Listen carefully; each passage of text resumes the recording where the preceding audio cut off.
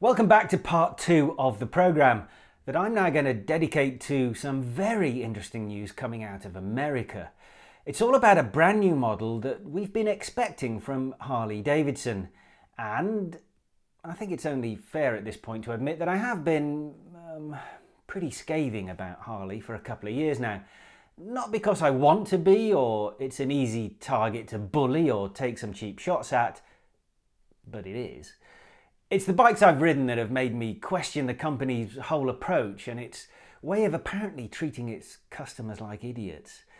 It really began with the Street 750. Do you remember that? The liquid-cooled V-twin brought out as an entry into the brand, and it was horrible. It was badly made, underpowered, and lacked even a remotely capable braking system. It was rubbish, and it was way too expensive for what it was. It really didn't deserve to wear a Harley Davidson badge. And then there was the 883 Sportster that I had to ride pillion on a couple of years back, which turned out to be one of the most unpleasant, scary experiences of my 30 plus years of biking. How a factory can even offer such a miserable perch on a newbie's model and possibly alienate other potential bikers before they even get a chance to fall in love with motorcycling is a crime. And then more recently there was the FXDR, which I really wanted to like. It looked good from a distance, but up close was obviously shoddily built and could in no way justify its price tag with any kind of equivalent performance. A muscly, drag racing inspired model that was easily outperformed by any number of distinctly average middleweight European or Japanese models. It's at this point that I really began to think that this had at some point become a company of bean counters who don't ride and are price gouging based on whatever kudos the badge still holds with a certain aged clientele. I was then encouraged by Harley's decision to bring a new liquid-cooled motor into existence and a whole range of new cruiser and street fighter models built around it, and a new adventure model which I thought might be a step too far, but still good on them for trying. And to be fair, I've always admired the Livewire, even though I haven't ridden one yet. That's probably got to do with all my negative press. Well, since then, there's been a sort of coup at Harley Davidson, and the new managerial brooms have swept most of those potential new models out of the back door before they even had a chance to take their first baby steps. The one model that did survive was the Pan America, the adventure model. Let's be clear about one thing. The adventure bike class is hugely competitive, making it perhaps the toughest class to enter, particularly when you've never built an adventure bike before. I'll do them a favour and ignore Harley's involvement with Buell when the Ulysses model made its unimpressive debut. So I thought this might be a step too far and could end in disaster, so I admit I have been taking the mick a little bit. Well, Harley Davidson has now officially revealed the Pan America and shared the technical details, and it appears, not for the first time it has to be said, that I may have been very wrong. If you take a look at Harley's marketing around this model, they say this adventure biking, this dual purpose type of biking is in their DNA. Think back to the early years of the last century, the early 1900s, when Harley Davidson was still a young company and bikes were still a young industry. There was no extensive tarred road network, and so any bike they made inevitably ended up being used on dirt roads. In fact, the long, low cruiser look has been influenced by that very fact. That kind of design results in a stable bike, especially if you're wafting down endless gravel roads. The thing is, they stuck with that design when the road network eventually flourished after the Second World War and concentrated on making eye-catching, heavy and relatively underpowered cruisers and touring cruisers. So for a good 50 years or more now, or over half a century, that DNA has been missing. So make no mistake, this is a big, brave, new kind of bike for Harley Davidson. So what have they brought to the adventure bike party, so to speak? Well, a bit of everything, including some admirable innovation.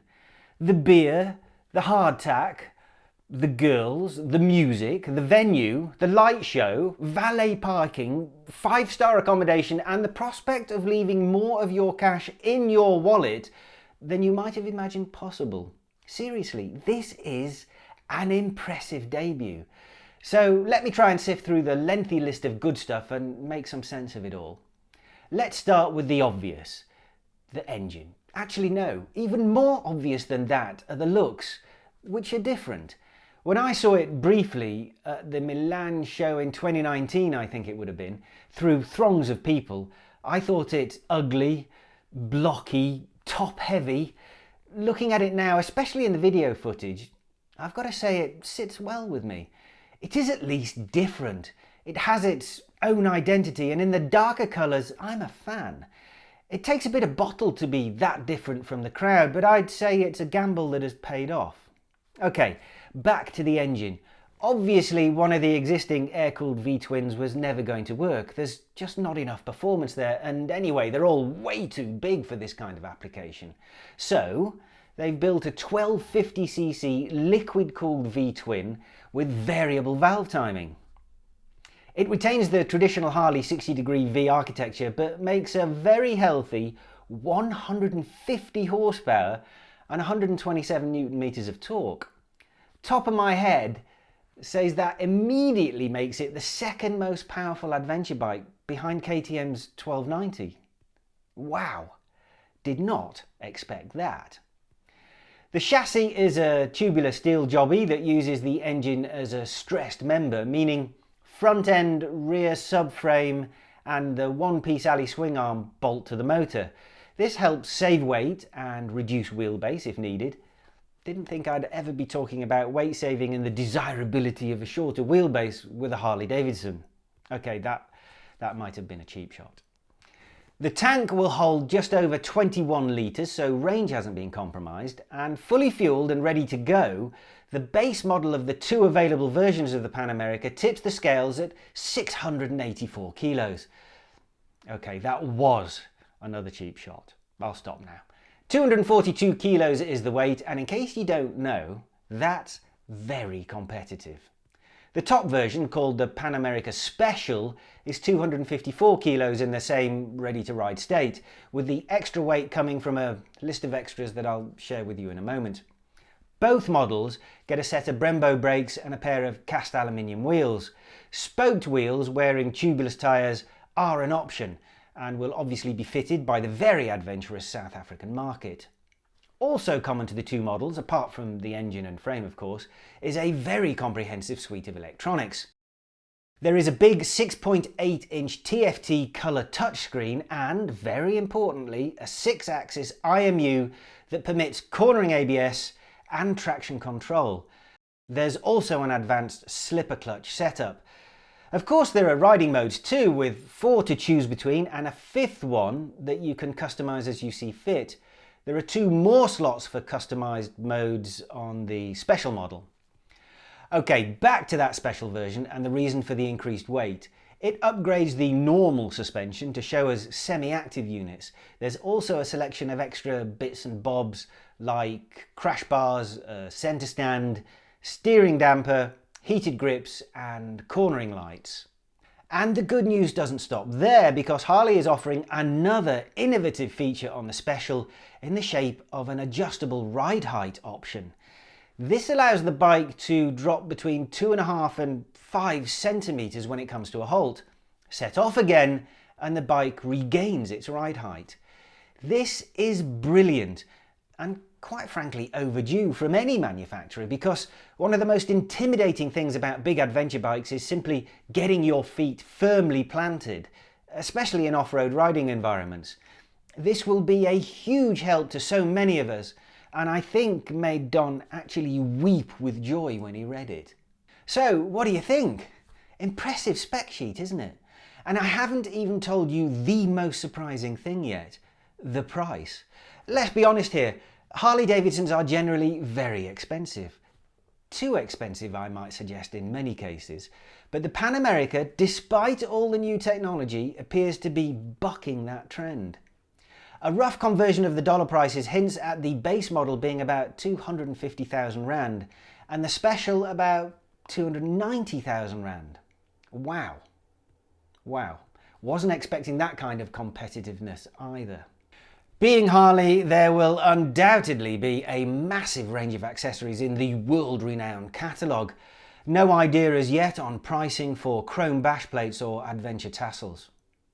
Sorry, that's a new level of cheap shot right there. It's only because I'm blown away by this unveiling. The bike has the numbers to suggest it will be brilliant and should be a roaring success. We'll obviously wait until we've ridden it to confirm whether it lives up to the promise, but so far you can only take your hat off to what looks like a job well done. Brilliantly done even. It gives me great pleasure to say that it looks like I was very wrong about Harley-Davidson's foray into the world of adventure bikes, and I genuinely hope this signals the start of great things to come from the iconic American manufacturer.